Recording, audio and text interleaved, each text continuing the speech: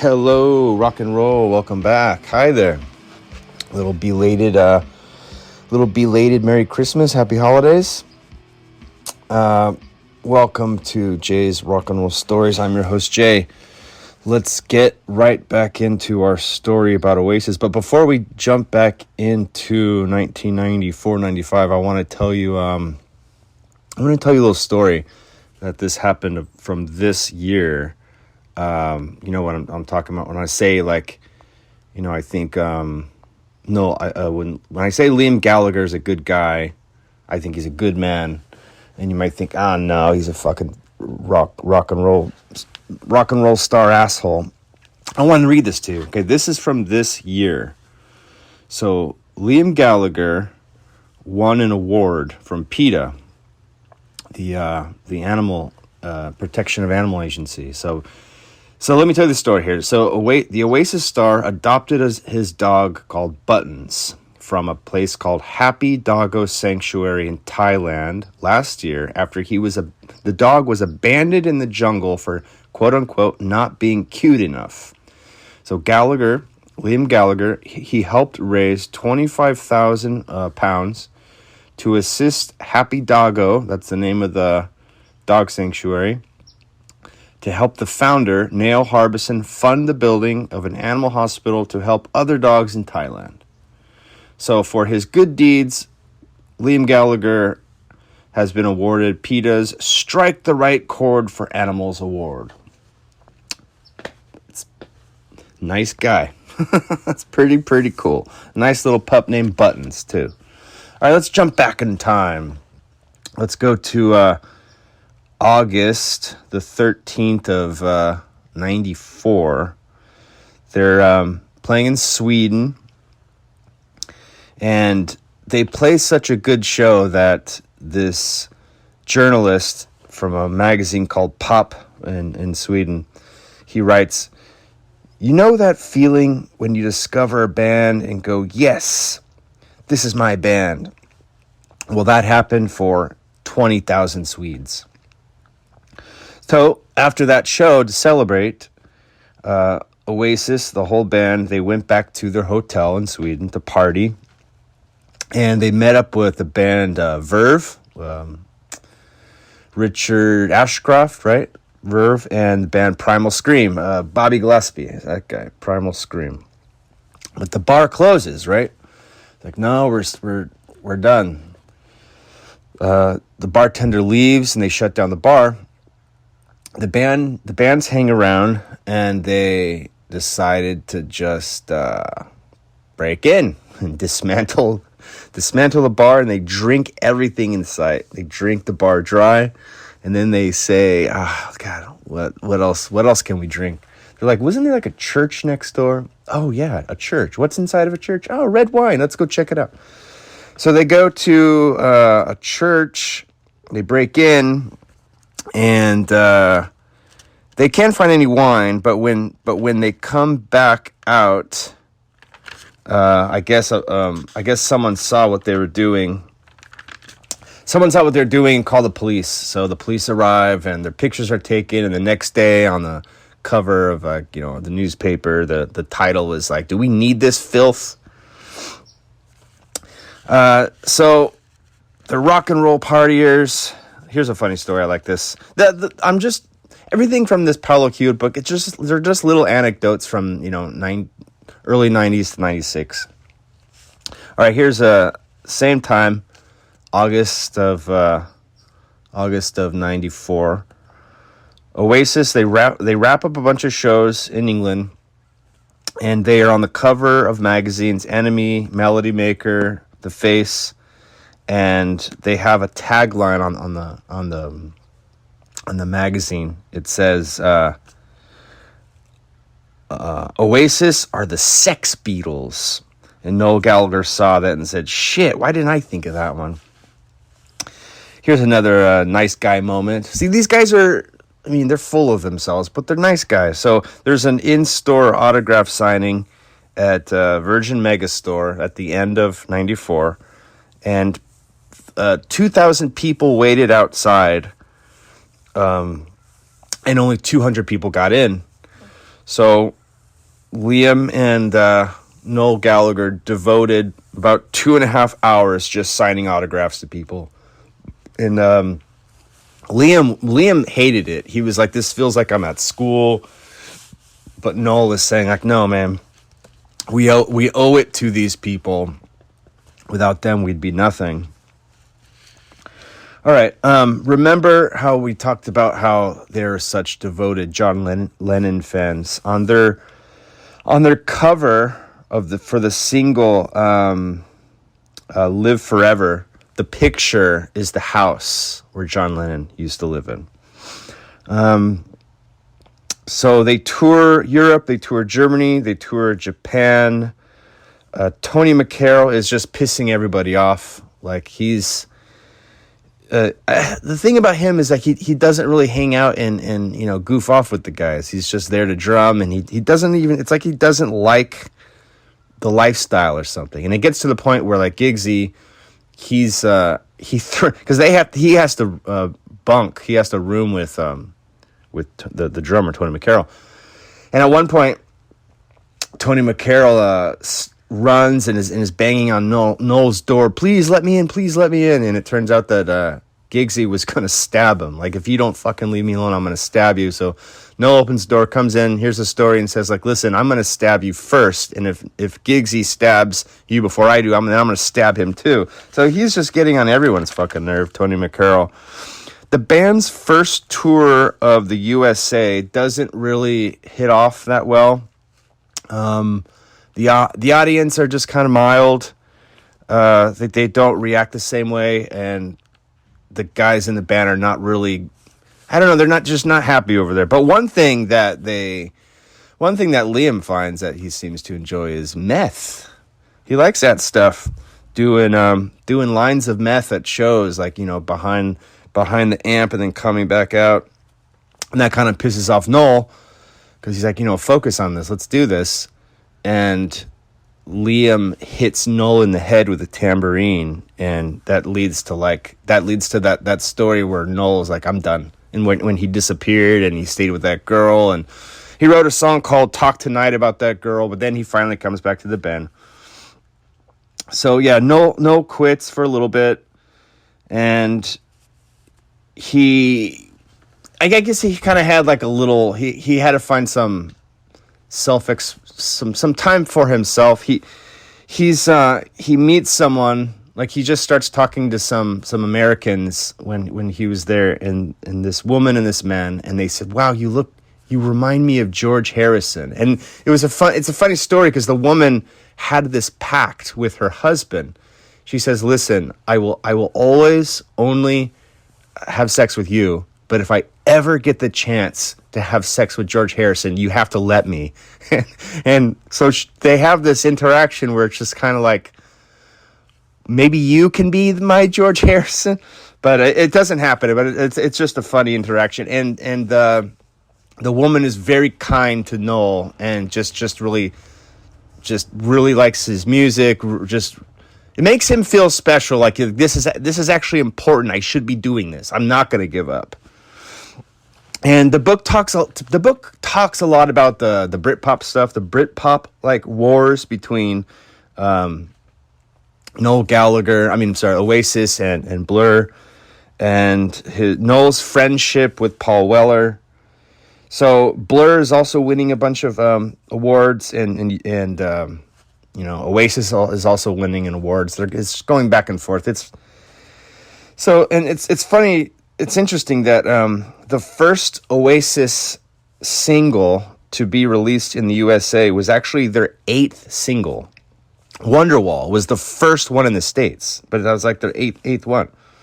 So the U.S. tour in January, February of 95, they went to Seattle, St. Louis, even Salt Lake City, Mesa in Arizona, Denver, Dallas, Austin, Houston, Memphis, and Atlanta.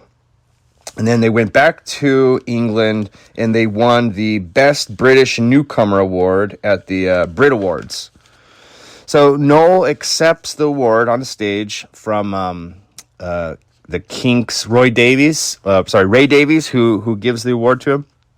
And Noel says, his speech is that he says, I'd like to thank Ray Davies for influencing me. I'd like to thank George Martin for producing the best band there ever was, the Beatles, and I'd like to thank our parents. Live forever. The band pushes on to South Wales to record at this place called Loco Studios. They record their new single, Some Might Say. That's a good song. I've been listening to Oasis for a while now, and just that's a really good song too. Put that on, Some Might Say. This would be Tony McCarroll, their drummer's last recording with the band. His abilities as a drummer are just not that great. He only has two modes. He has a shuffle, and he just has a simple beat. They even go to the extent of getting him lessons, and like someone who would help teach him, and then he would have homework, and then he would come back, and then the guy would be like, "Hey, so how'd you do in your homework?" He's like, "I didn't do it." So yeah, it's just like getting to the point of like, fuck this guy, Another funny thing is he wrote a book. This guy, Tony McCarroll, wrote a book about his time in Oasis, and I'm not lying. I bought it, and I'm going to read it because it's going to be everything that the band told Paolo Hewitt not to put in his book, the one I just read. So I'm gonna get to that. I'm gonna have a Tony McCarroll episode one day. All right, so here's another review. Here's another story here. So they finally get a new drummer, and coincidentally, the new drummer is the younger brother of Steve White. Steve White was the drummer of the Style Council, and Steve White is the drummer of Paul Weller's band. There's lots of happy stories, but I gotta tell you a sad one here. So on a sour note, Noel quits the band for a second time, and this is why.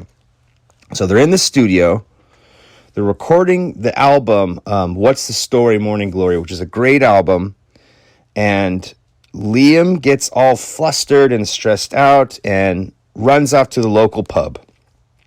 And so he's recognized by a bunch of people at the pub, and they're buying him drinks. So he's hanging out and partying with the pub while Noel is in the studio, putting down the tracks for Champagne Supernova and Don't Look Back in Anger. Two great songs. So Noel wraps up the recording, and he heads back to their communal house, and where to find Liam has invited all of these people from the bar to the house, and which just pisses Noel off. He's like, "Get the fuck out of here!" And I guess Liam mentioned that he made some girl cry, and that really pissed Liam off because he was like, "Hey, don't be mean to this chick," And then Liam gets so angry, he starts throwing furniture. He's breaking stuff. Noel has had it. He's being driven away. Someone said, "Hey, take me out of here." He's in a car. He's being driven away while Liam is trying to find things. So he throws trash cans at the car, speeding away. So in the car, Noel was quoted saying, "I don't want to do this anymore. I'm gonna fuck off, and I'm gonna do my own thing," which is an interesting quote because he does do that in the future. When Oasis breaks up, he can't stand his brother anymore, and Noel he started that band, the High Flying Birds, and there's that period because there's a decade where Liam wanted to get back together. And Noel's like, "I'm not doing anything with you, man. You're fucking nuts." So let's go back again here. So July '95. Oasis are asked to open for Bon Jovi. They're asked to open for David Bowie. They're asked to open for REM, which I think they do. They do play with REM. Noel's response to being asked to play with Bon Jovi is kind of funny. He says, "No, that's not worth the humiliation." And then his response to David Bowie is, he's like, man, if it was 20 years ago, yeah, sure, but now he's like an old guy. Also, it's interesting that at this period, there is journalists asking Noel, what is the lifespan of Oasis? And Noel says, I don't think very long. I think I got 2 albums in me, and that's it. We'll be done. And then they told Liam that, like a journalist told Liam that, and Liam got pissed off. He's like, "No, man, I'm gonna get that guy to keep writing songs. We're never gonna end this." I thought that was interesting. It's just devotion in different ways. Here's I want to hear a couple stats here. These are this is from October 2 of 1995. So on that album, What's the Story, Morning Glory, that album had 6 singles. These are all good songs too. This is starting from the top. Some might say went platinum. Roll With It went platinum. That means it's about 600,000 or more. Morning Glory, Wonderwall, Don't Look Back in Anger, Champagne Supernova. 6 songs. Like a lot of sales here. This is I think Champagne Supernova sold 1,800,000 copies. That's amazing. Wow. All right, so here's a tragedy I want to share with you. So this is in 1995. They play with REM at a castle, an outdoor festival by a castle in Ireland, and there's like an old moat that kind of circles around the castle, and it's a ton of people, like so many people there. And Noel was saying how the people up front were going crazy. This was such a festival. 3 kids were just having such a great time. They jump in that moat and they drown. It's fucking tragedy. The book talks a lot about the Britpop stuff, the Blur, Oasis, the battling for who's the best. But I think I'd like to just save that kind of information for a separate episode, because there's like so much gossip and there's girlfriend sharing, and it gets interesting. It's kind of a little soap opera. So August of 95, Oasis sets out on a successful tour of Japan. When they return home, Noel has a phone message on his machine, and it's inviting him to do a benefit album called Help. And this will help the victims of the Bosnian War. So the idea is that a bunch of bands, I think it's like at least 10 bands, I think it's 10 to 15 bands, I think. And so the idea is every band would go into their respective studio September 3rd at midnight and wrap up your recording by the 4th.